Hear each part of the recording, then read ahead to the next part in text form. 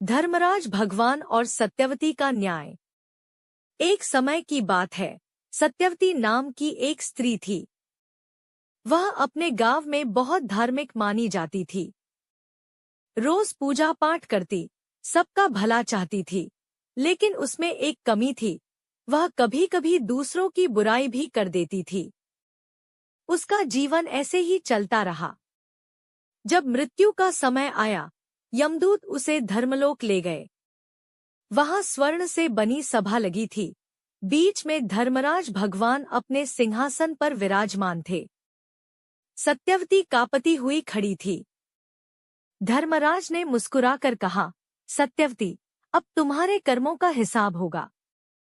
देखो, तुम्हारे अच्छे कर्मों और बुरे कर्मों पर देवगण और छाया देवता मत देंगे। सभा में चार ओर से दीप जल उठे और धर्मराज ने कहा, जो इस स्त्री ने अच्छे कर्म किए हैं, उनके पक्ष में वोट दो। तभी देवताओं की ओर से 7 तेजस्वी दीप जल उठे, जो 7 अच्छे कर्मों के प्रतीक थे। पहले दीप ने कहा, इसने भूखे को अन्न दिया। दूसरे ने कहा, इसने वृद्ध माँ बाप की सेवा की। तीसरे ने कहा, इसने सच्चा प्रेम और करुणा दिखाई।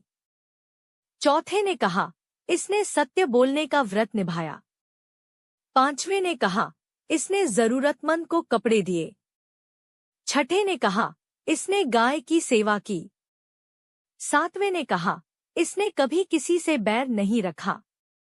फिर धर्मराज ने कहा, अब जो इसके बुरे कर्म हैं, उनके पक्ष में वोट दो। तभी अंधकार से 3 काले दीप प्रकट हुए।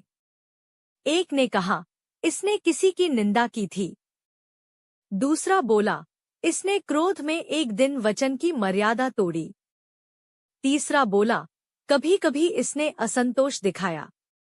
धर्मराज भगवान ने देखा, 7 वोट पुण्य के, 3 वोट पाप के। फिर मुस्कुराकर बोले, सत्यवती, तेरे पुण्य अधिक हैं। तूने जीवन में सच्चा धर्म निभाया है।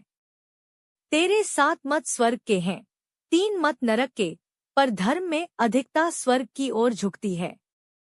इतना कहकर धर्मराज ने कहा, जा पुत्री, स्वर्गलोक में स्थान ले और अगले जन्म में वाणी को मधुर बना। सत्यवती भगवान को प्रणाम कर प्रकाश की ओर चली गई।